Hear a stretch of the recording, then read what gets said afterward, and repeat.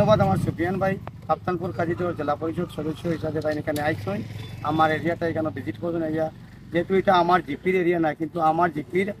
110% মানুষ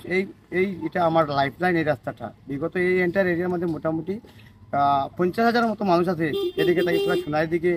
এই রাস্তার দিকে আমরা যাতায়াত করতে লাগে ইভেন হসপিটাল থেকে স্কুল কলেজ থেকে সব এভরিথিং আমরা এই সাইডে করছি এই রুটের উপরে আমরা ডিপেন্ড টোটালি ডিপেন্ড কিন্তু এই আমরা জানি না কি যে এখানে স্বার্থ একটা লুকিয়ে আছে এই রাস্তাটার মধ্যে বিগত আজকে এই রাস্তাটা বোনার মাত্র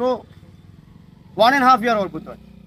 এরকম এই পরিস্থিতি হয়েছে অলরেডি কতবার আমরা কন্ট্রাক্টর স্যার আরও বিভাগীয় মন্ত্রী সাহেব আরও সব কিছুর কাছে আমরা যোগাযোগ করছি কিন্তু এরপরেও শুধু আমরা যেরকম এরকম করি এরপরে 2-1 গাড়ি সেন্টি দিয়ে আপাতত একটা বন্দোবস্ত করে দেওয়া হয়েছে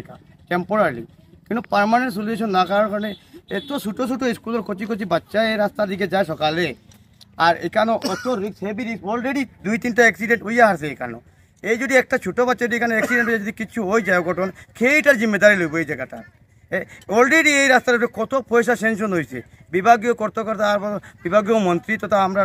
লোকাল মন্ত্রী হিসাবে আমার কৌশিক রায় সাহেব এখানে আছেন তাই আমাদের বহুত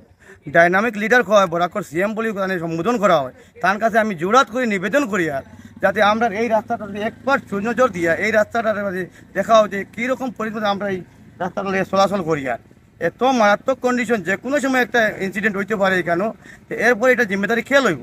ছোটো বাচ্চাদের লই গিয়ে হসপিটাল লইয়া ডেলিভারি পেশেন্ট লইয়া দিকে গাড়ির থেকে আমার আটিয়া বইয়া নিয়ে যাওয়া ওর এখান থাকিয়া এর থেকে আর 21वीं শতাব্দীতে আমরা চলি আর বর্তমানে ভারতের আমরা আজাদির 75 অমৃত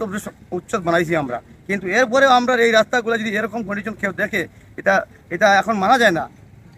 আর আমি আবার নিবেদন করি আর বিভাগীয় কর্তাকর্তা সব আমার এমএলএ সাহেব আছেন সবার কাছে যে আমরা এই রাস্তাটা অতি সত্ত্বর যাতে একটা সলিউশন করে দেওয়া হয় ধন্যবাদ।